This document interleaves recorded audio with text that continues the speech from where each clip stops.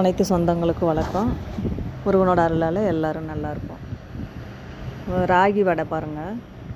பாரம்பரிய முறைப்படி நம்ம முருங்கை இலை போட்டு ராகி வடை செய்கிறோம்.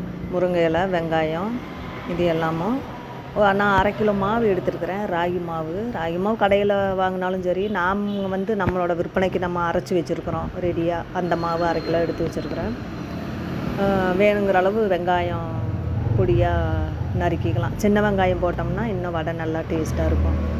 அது கூட ஒரு கைப்பிடி அளவு கடலைப்பருப்பு, மறுபடியும் நம்மளுக்கு தேவைக்கு ஏற்ப நிலக்கடலை, கருவேப்பிலை, கொஞ்சம் கொத்தமல்லி தழை, முருங்கை இலை நம்மளுக்கு எவ்வளோ வேணுமோ அவ்வளவு போட்டு சேர்த்து எல்லாம் ஒன்றா சேர்த்து பிணைஞ்சு கொஞ்சம் நேரம் அப்படியே ஊற விட்டுறணுங்க.